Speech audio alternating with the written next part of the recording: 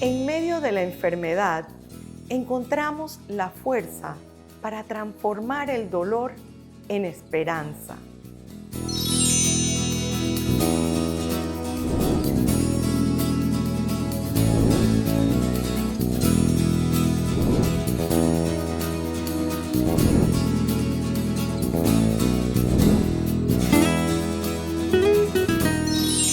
Bienvenidos a Transformándonos. Soy Giselle de la Hoz y hoy me complace presentarles a la licenciada Rita Barrera de Segura, psicóloga y especialista en duelo, quien nos trae el tema Una luz en la lucha.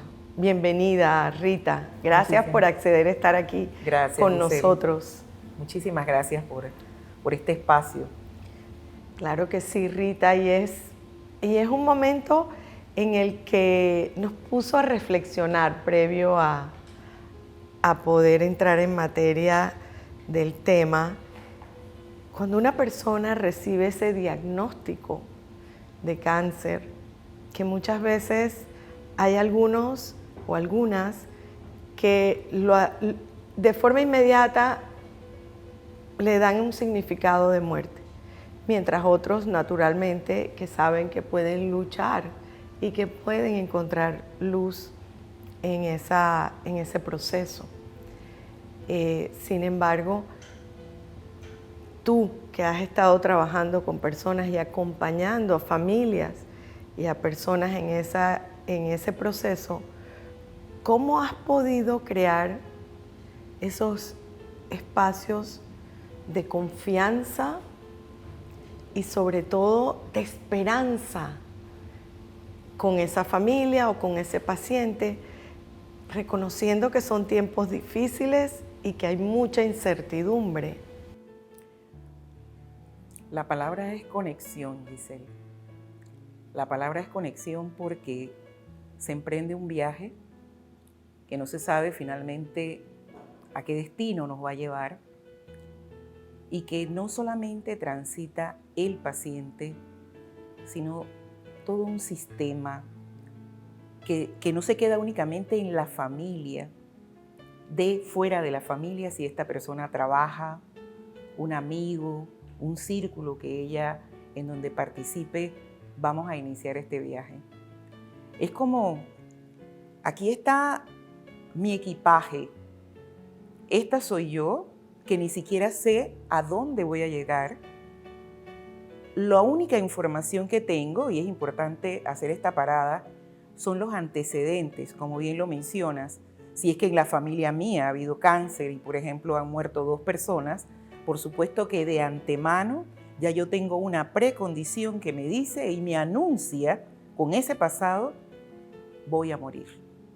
Pero si por el contrario, trabajo, conozco gente en donde sí han estado con cáncer, pero lo han superado, yo pudiera entonces alojarme y abrigarme en la palabra esperanza. Entonces cada persona va a establecer la ruta de acuerdo al antecedente. Y en ese caminar, porque a cada persona le va a ir diferente, nosotros tenemos que estar muy conscientes a nivel profesional que sufre el cuerpo, pero que también sufre la parte cognitiva, pero que también esa parte emocional de despedirme de la vida es el momento para yo entrar en la vida de esa persona. No es fácil. Entonces la primera pregunta para un profesional, y yo creo que eso nosotros lo revisamos mucho en Fundación Piero, es que para trabajar pérdidas, pues hay que trabajar primero las propias. Entonces nos toca hacer ese vínculo ahí, esa alianza de y ahora vamos a trabajar juntos. ¿Cómo hacer ese abordaje? Desde la cuna del algodón del alma, de todo lo que pudiera el ser y no ser, de que alguien incluso está peleando en una batalla que a lo mejor no es el cuerpo, sino sus pensamientos, que lo agotan, que lo agobian, y que yo como profesional puedo tener todos los conocimientos, pero que esa persona, y que esto es individual, que aunque sea universal, que aunque muchas personas tengan cáncer, cada viaje en este tránsito es diferente. Ver una madre, por ejemplo, desgarrada ante el dolor de su hijo, de 4 y 5 años que ni siquiera puede explicar lo que le está sucediendo es desgarrador. Entonces, preguntarse si uno como profesional está listo para poder acoger a esta madre y sobre todo que ella sostenga el hijo. Es algo que va más allá.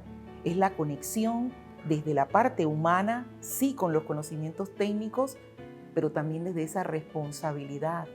Responder con habilidad a cada detalle, a cada suspiro o a cada esa capacidad de que se va acabando el aliento de vida de alguien, de una esposa que a lo mejor este fue el hombre con el que estuvo toda su vida.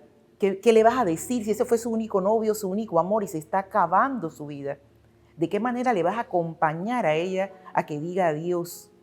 Entonces nos tenemos que replantear como profesionales. ¿Qué me corresponde decirle a ese ser humano? ¿Cómo lo tomo de la mano para caminar juntos? Y que al final, en ese destino final, tiene que seguir y continuar solo. ¿Cómo lo hacemos? Desde el alma. Definitivamente que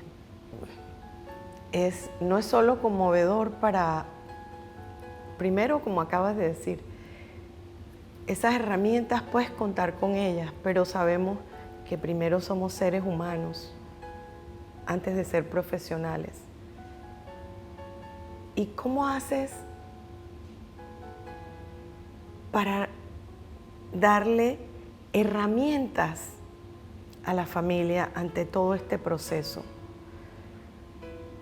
¿Cómo se da esa escucha activa cuando hay tantos miembros de la familia reaccionando de diversas formas? Y como bien lo dices, esa persona que está viviendo el diagnóstico, pues está viviendo muchos cambios, está viviendo temores. Pero a mí la parte que me preocupa es cómo conciliamos que todos los miembros de la familia puedan apoyar a ese ser querido. Mira que has dado en un punto que es básico. ¿Cómo podemos nosotros lograr la armonía de algo que además es doloroso? Es como si iniciáramos vamos a unir todas las notas musicales y vamos a escuchar a este miembro de la familia que parece que no quiere porque se aleja. Vamos a escuchar a este otro miembro de la familia que pero está en batalla constantemente porque no acepta que ese paciente, por ejemplo, permanentemente diga: me estoy acabando, mi vida se está acabando, me estoy muriendo. Entonces, como esa persona, ese pariente, no acepta eso, la muerte, entonces está en batalla con aquel afectado por el cáncer. Está a lo mejor esta madre que aún vive y que el resto de la familia dice: mejor no le vamos a decir a mamá, porque ella no va a resistir esta información, mejor vamos a esconder. Entonces se vuelve toda una tela de dudas y miedos válidos. Y en el caso del profesional nos toca poner en armonía cada parte, cada miembro de ese sistema familiar para que juntos podamos nosotros caminar en esa armonía musical, si pudiéramos darle ese nombre gráfico, para poder continuar el camino, que no es suave, que no es rápido y que tengo que reconocer que cada miembro de la familia lo va a hacer a su ritmo, en sus espacios, en su tiempo, incluso tiene que ver con género. Sí, porque hay este otro miembro que lo vemos comúnmente, es que se aleja. Así es. Que no quiere ver el dolor de su ser querido, que para otros miembros ese es indolente, ese no quiere estar, pero posiblemente ese no soporta. Lo más probable es que sean sus miedos. Y de repente te encuentras con una hermana que ella es la que quiere cubrir todo. Y ella es la que quiere llevar a la paciente al médico. Y ella es la que quiere ver el tema de las medicinas. Y es que yo no quiero que fulano venga y lo visite. Pero en realidad todos podemos tener esa participación en la medida en que la dinámica lo permita. Porque a veces hay que ver bajo qué condiciones. Sí, es que el paciente está hospitalizado y se ha dado la instrucción de que no todos los miembros, no todos pueden ir a verlo. Entonces, vamos nosotros como armónicamente vamos viendo, bueno, dentro de este grupo de parientes que tiene, ¿con quién es esa persona que más conecta al paciente? El mismo paciente nos va dando pistas de lo que quiere y de lo que no desea. Por eso la escucha activa. Tenemos que estar muy alertas de qué es lo que quiere, cómo lo quiere, para ir armonizando esta gran melodía que por supuesto puede terminar en la muerte. Pero al final de todo este proceso y de este caminar, la meta es el crecimiento, es replantearse la vida. Lo único que los seres humanos realmente tenemos seguro desde el día que nacemos es la fecha y la hora. Y lo único seguro es la muerte. No sabemos si definitivamente va a ser a través de un cáncer o puede ser a través de un accidente automovilístico o definitivamente me metí al baño y me resbalé y caí.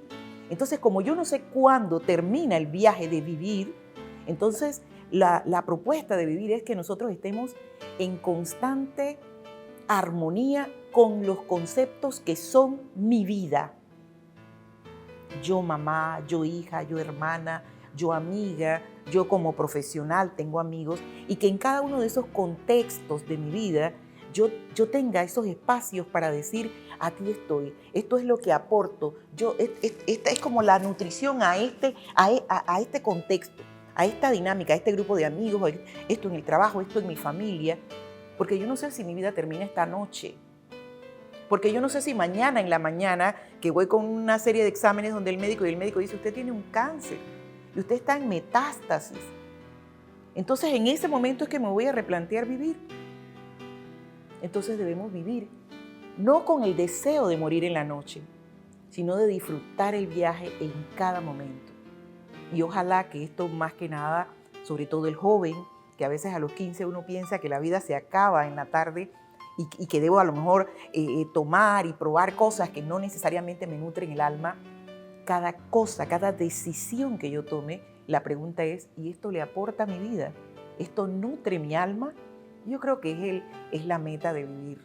No precisamente que el cáncer va a acabar con mi vida, sino que esta es mi oportunidad hoy y la voy a vivir a plenitud, aunque sea con el cáncer. Un tema de valorar la vida, amarla y cuidarla.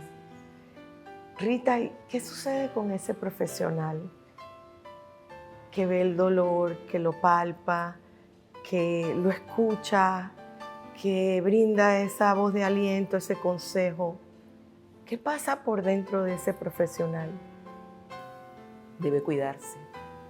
Ese autocuidado que nosotros llamamos, debe estar consciente que sobre todo cuando se trabaja permanentemente con el dolor, estamos expuestos. Es como que estar ahí siempre muy cerca del fuego, pero nos damos cuenta que tenemos como si fueran detonantes.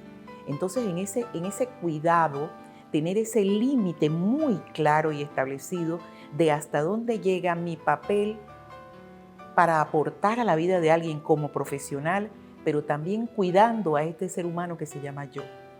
Entonces, establecer límites claros, pero en la medida en que yo me identifico y me comprometo a vivir a plenitud y a hacer contigo este acompañamiento, esa es la tarea, acompañar de una manera responsable, genuina y auténtica. No hay nada mejor en estos contenidos que la autenticidad.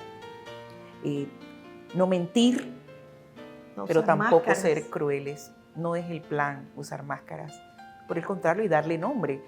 Muchas veces la persona entre líneas te reporta cosas como, por ejemplo, el tema no es el cáncer, sino que me siento solo en este viaje. El tema no es el cáncer, sino que he perdido todos esos poderes que yo contaba en mi vida, en que era el jefe aquí, el superior allá, y ahora me llevan y me traen y me trasladan como si yo fuera un saco de algo. Entonces eso causa dolor. Y eso es lo que el profesional que trabaja en estos contenidos debemos ver más allá para ver qué es lo que realmente me está gritando el paciente, que a simple vista no pareciera verse y que él no lo va a decir tal cual, pero eso es realmente el reto del profesional, ir más allá. Y dentro de ese proceso que acabas de describir, ¿en qué medida también ese profesional o ese ser humano, porque queremos recordar a todos nuestros televidentes que antes de ser profesionales somos seres humanos, cómo ese profesional transforma ese dolor, esa ayuda, ese acompañar en un crecimiento para sí mismo? Tomando cada historia desde su origen, integrándolo, no como un paciente más, sino como, yo lo tomo como si fuera un valor, un gran valor, una joya, que más que quitarme a lo mejor algo de tiempo, sino que me enriquezco de aquello que me aporta ese paciente o ese doliente, como quiera uno describirlo. Cada historia, cada paciente que tiene esa confianza de compartir conmigo su historia, su dolor, yo más que agradecerlo digo por este enriquecimiento de valor. Que increíblemente con cada paciente nosotros nos enriquecemos porque es una ayuda más y no me hace crecer como profesional, sino muy por el contrario, me hace ver de qué manera él me aporta a mí más que yo a él o a ella. El agradecimiento. Aprende a valorar ese profesional o ese ser humano, aprende a valorar más la vida, aprende a reconocer las prioridades que tiene la vida. Claro que sí, por supuesto que sí. Uno se replantea la vida y uno dice, y me tomo las palabras prestadas, solo sé que nada sé. Con cada historia que comparte digo definitivamente que este es el crecimiento. Y aprende uno a que lo que tengo, realmente con lo que tengo soy millonario. Tengo una salud hasta poder disfrutar una comida. Cuando se está, sobre todo con este dolor y estas penas, puedes tú ofrecer el manjar más grande y la persona tiene dolor, no desea nada, porque no sabemos cuáles son los pensamientos que están allí latentes y que no lo dejan ni siquiera sentir ni ser. Ni siquiera es el dolor físico a veces, sino todo lo que viene, todo lo que me voy a perder en mi vida y sobre todo voy a privar a esta madre de estos niños. ¿Cómo esa madre que sabe que va a morir puede seguir conversando con una hija de 12 años y además prepararla para que cuide a sus hermanitos? Es una tarea muy difícil, entonces aquí el profesional se convierte en esa luz y ojalá que sea precisamente eso, una luz de esperanza en este caminar que muchas veces es muy oscuro. Qué lindo escucharte, Rita. Y antes de irnos a una pausa, me gustaría que compartieras con nuestros televidentes un mensaje en el que los exhortas, aquellos, sobre todo aquellas familias que están viviendo con un diagnóstico de cáncer. Exhortarlos a, no es disfrutar, es a mirar la vida o los momentos o los segundos o los días de una manera diferente. Intentar ponerse en los zapatos de aquel que sufre.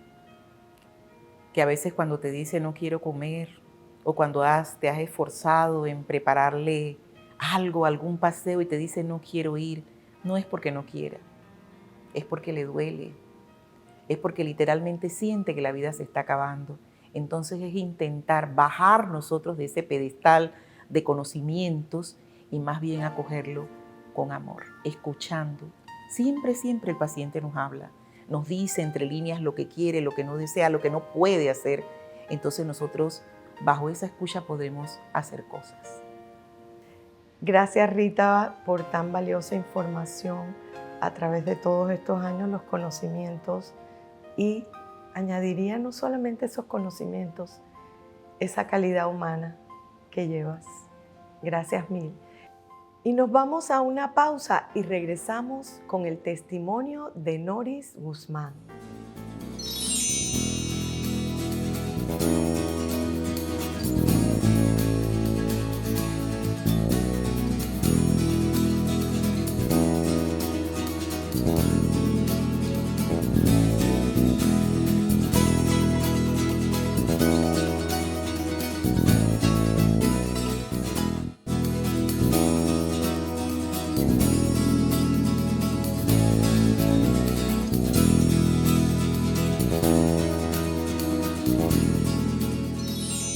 Y estamos de regreso con Noris Guzmán. Bienvenida, Noris. Gracias por acceder a estar aquí en el programa, reconociendo que todo esto que nos vas a compartir son experiencias vividas y que sé que son dolorosas. Háblanos un poco de cómo ha sido ese camino desde el diagnóstico recibido y ese final de la vida de tu mami.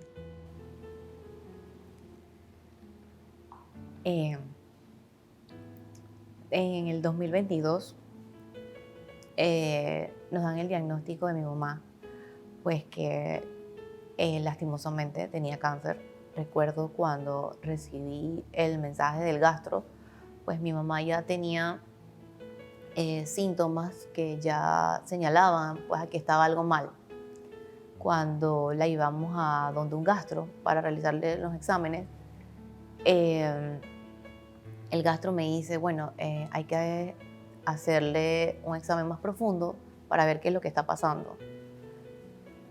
Recuerdo que el 22 de marzo del 2022 yo estaba en casa con ella esperando los resultados ya porque habían hecho el examen. Y me llega el mensaje del doctor a las 8 de la noche y me dice, hola Noris, ya tengo los resultados de la biopsia de tu mamá. Y cuando me llegó el mensaje, o sea, ya cuando uno tiene una conexión muy grande con su mamá o con ese familiar,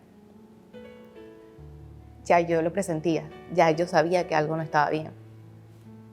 Cuando el doctor me dice, aquí está el resultado, lastimosamente tiene cáncer. Yo estaba en mi habitación, me coloqué una almohada en la boca, recuerdo, y empezaba a llorar y decía, ¿cómo le digo a mi mamá que tiene cáncer? Porque era lo que más ella temía. ¿Cómo le digo a mis hermanos que mi mamá está enferma? Yo en ese entonces llamé a mi esposo y le digo, el doctor ya me envió los resultados y me dijo que mi mamá tiene cáncer. Luego estaba pensando, analizando cómo le decíamos la noticia a ella, porque mi mamá ya tenía miedo a algo malo, ella también lo presentía y ella decía, si tengo eso, yo me voy a morir, porque eso es lo primero que viene a tu cabeza. Cuando reunía a mis familiares y a mi mamá para decirle la noticia, lo primero que mi mamá dijo fue, me voy a morir. Obviamente que para llevarla al oncológico fue un protocolo bastante difícil, porque ella sentía un rechazo, un miedo a que si yo piso ahí ya me voy a morir. La palabra muerte de su cabeza no salía. El principio era pegarle mentira cada vez que tenía una cita. Yo me iba con mis hermanos en la madrugada a sacar la cita y cuando regresábamos a buscarla, la llamábamos, mamá, ya hay que vestirte porque hay que ir al hospital. No se le decía con anticipación. Hasta que ella poco a poco fue asimilando el ir al hospital y el ir a recibir su quimio, el ir a estar ahí, esperar horas para hacerle sus exámenes. Mi mamá, creo que puedo decir que se llenó de valentía por amor a sus hijos. Por amor a los hijos, ella permitió que durara el tiempo que los doctores más o menos nos habían dicho. Los doctores nos dijeron desde el día 1 que mi mamá tenía metástasis. Y mi mamá, recuerdo que me decía, cuando los doctores dijeron no podemos hacer nada, no la podemos operar, nada más le podemos dar quimio o radio hasta que su cuerpo aguante. Mi mamá me mira porque siempre era un solo familiar el que podía entrar y yo era la que siempre la acompañaba. Y mi mamá me dice, hija, ¿tienes miedo? Y yo le dije, no, pero por dentro yo decía, es mi mamá y los papeles se invierten, queda siendo uno la mamá y ella la hija. Y entonces yo le digo, no mamá, no tengo miedo. Y ella me dice, no te preocupes, no va a pasar nada, yo estoy bien. Y ella salió con valentía siguió recibiendo sus tratamientos. Estaban mis hermanos, estaba mi papá, todos siempre apoyándola en cada uno de sus procesos. Siempre que iba al oncológico ella decía, yo sé que me van a decir algo malo, siempre me van a decir no, siempre me van a decir. Pero ella le encantaba muchísimo, hizo una conexión muy grande con su oncóloga y ya mi mamá fue cambiando de pensamientos y decía, mira, ¿sabes qué? Yo voy a disfrutar la vida y en mi mente yo solamente tengo la enfermedad cuando vengo al hospital. Una vez yo salgo de aquí, yo no tengo nada. A mí no me preguntes qué yo tengo porque no lo tengo. Mi mamá era una mujer muy fiestera, le gustaba, seguíamos yendo a bailes, seguíamos yendo a fiestas, a donde ella quisiera, siempre se le acompañaba con mis hermanos y amistades muy cercanas. Durante ese proceso, obviamente, mi mamá en los 2 años que recibió su tratamiento,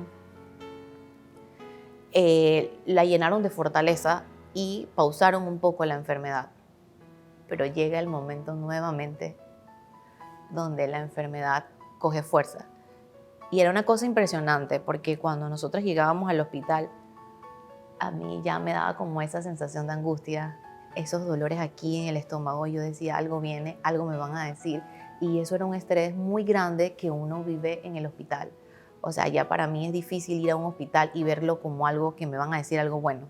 Ya para mí ya me van a decir algo malo. Sentarme ahí, ver tantos momentos difíciles, porque así como yo acompañaba a mi mamá, había mucha gente felices tocando la campana porque se iban. Y yo decía, Señor, ¿será que algún día tú me vas a cumplir el milagro? Yo veo a mi mamá tocar la campana. Ella igual siempre fue muy valiente. Y recuerdo el último día que ella fue a su cita, la doctora no sabía ni siquiera cómo decirle a mi mamá que ya no podían hacer más nada. Y ni siquiera ya iba a recibir ningún tratamiento. Y la doctora le dice, Noris, ya no te puedo dar más tratamiento. Y mi mamá me mira y yo quedé. Y la doctora dice, no, ya no podemos más.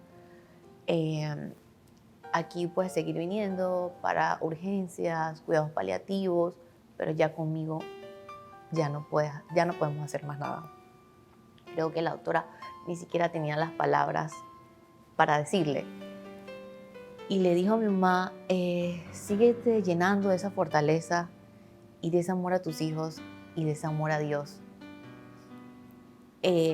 Sigue disfrutando de la vida, así como lo has hecho. Cuando salimos del hospital, mi mamá me agarra y me dice, no llores porque yo estoy bien. No le digas a nadie y solamente llama a tus hermanos, pero le dices que yo estoy bien. Y de ahora en adelante vamos a buscar la solución. Si aquí no se pudo, en otro lugar lo vamos a buscar, pero no llores.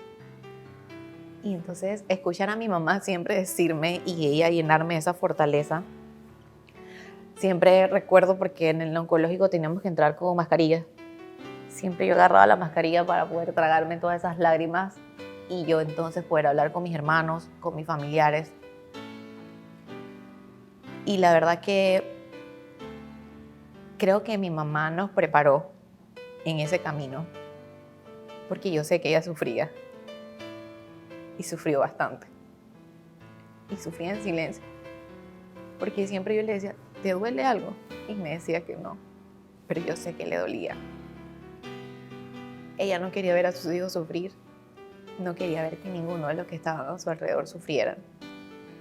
Y creo que me quedo con esa valentía de esa mujer fuerte, de ese amor a Dios, de su fe, de cómo ella se aferró muchísimo a Él, cómo ella se llenó de tanta paz y de ese amor a sus hijos.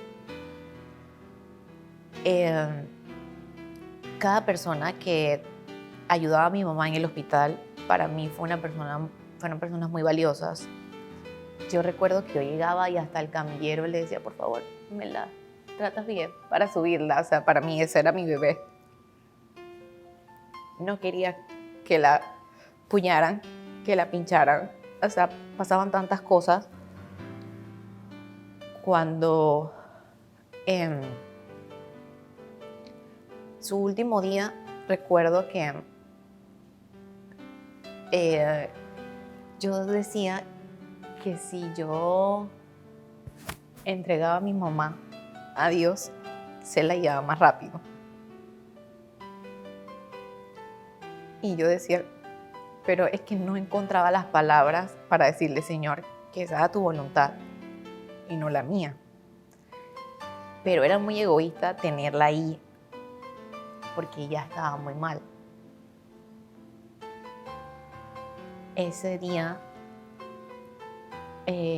unos días antes, mi mamá abrió sus ojos y le dijo a mi hermano mayor que lo amaba mucho. Y me dijo a mí que me amaba también.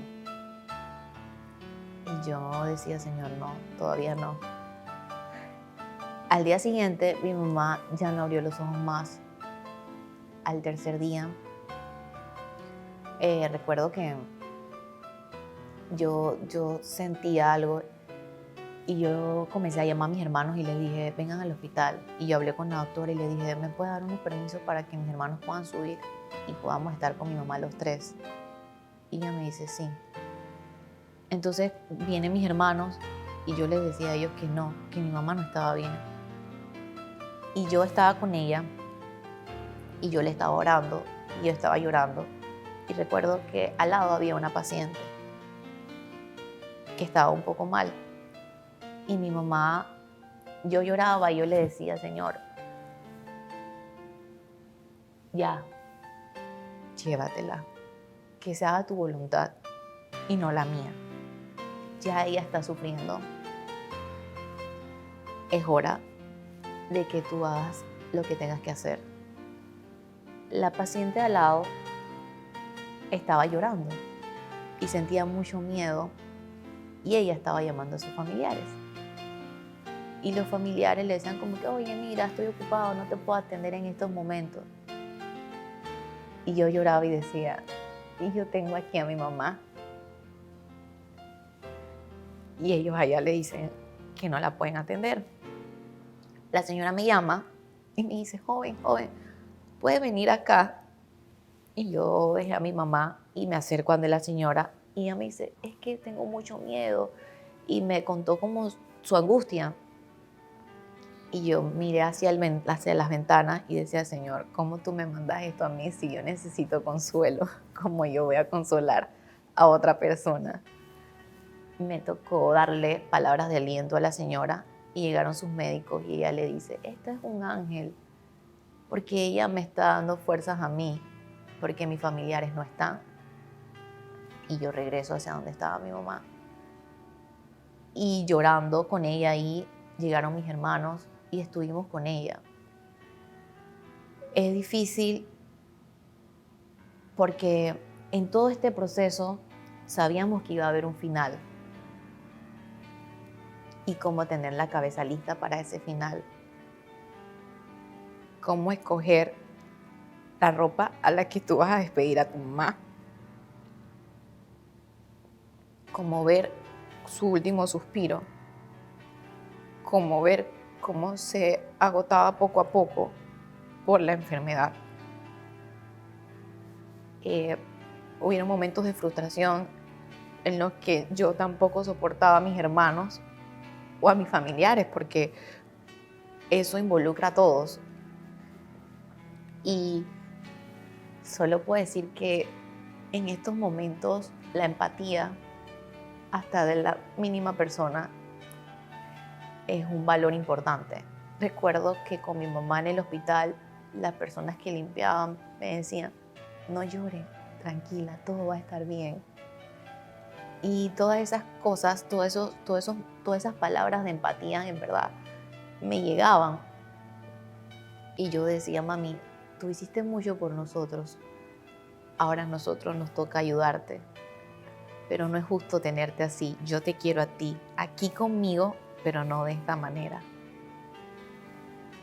Y cómo decirle a mi hermana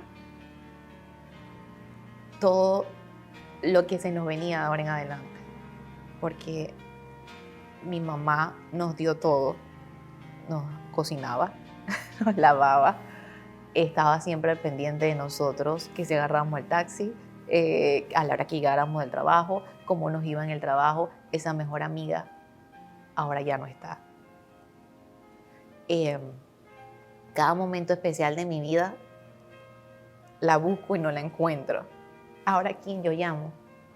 Yo era muy apegada a mi mamá y la llamaba a cada momento. Y a ellas también como que la frustraba tantas llamadas.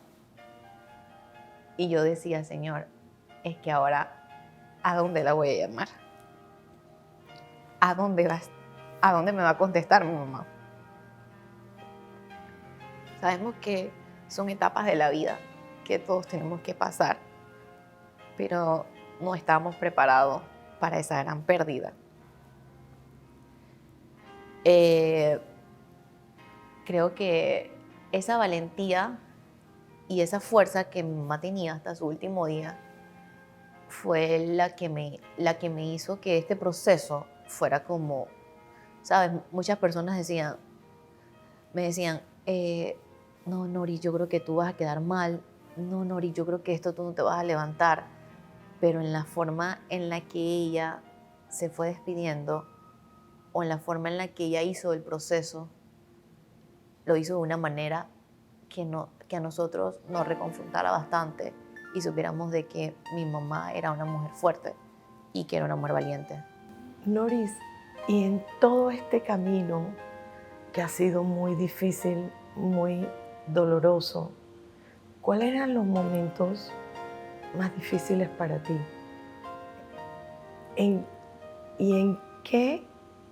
¿De qué te agarrabas para sostenerte? Los momentos más difíciles para mí eran recibir en cada proceso las noticias malas y saber que a mi mamá, ella obviamente ponía una barrera de bloqueo para no escuchar lo que en verdad era, pero va a hacerle entender que esa era nuestra realidad, de que algo no estaba bien.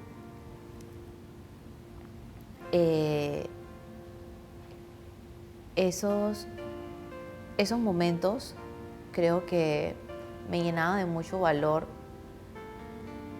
ese amor que tenía hacia mi mamá. Creo que eso eran los que me llenaban de fuerza y yo decía, Señor, es que yo no sé si ella no va a estar conmigo mañana y yo necesito darla toda hoy, porque yo no sé si mi mamá esté mañana. Por más que estuviera cansada, por más que tuviera sueño, yo decía, es hoy. Valoraste cada segundo con ella. Qué lindo. ¿Y cuál ha sido el significado que le has encontrado? ¿Han pasado 4 meses? Sí, 4 meses.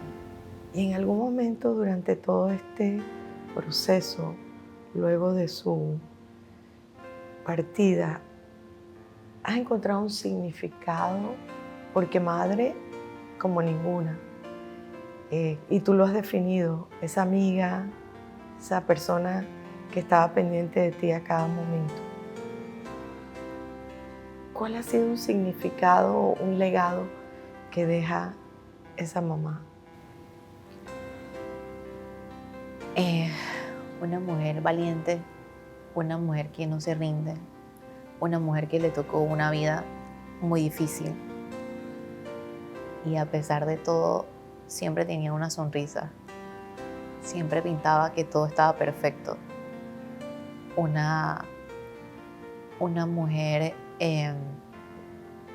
con mucho amor y una mujer que supo perdonar a quienes le hicieron sentir en un momento quizás mal. Y siempre me lo decía, hija, no te preocupes, perdona, olvida, pasa la página. La vida es una. ¿Tú crees que yo voy a vivir amargada por eso? Disfruta. Y creo que más que todo eso, que esa mujer empática también. Creo que mi mamá la defino como una mujer valiente y así me dejó con ese legado y con esa fortaleza. Y que a lo largo, vamos a decir, de los próximos meses, ¿qué has pensado en cuanto a rendirle un tributo a su memoria? ¿Se te ha venido a ti? O sea, hablamos de ese significado del legado que te deja. Pero ¿de qué manera puedes vivir todas todo ese legado y todas esas, diríamos, cualidades, fortalezas que te deja?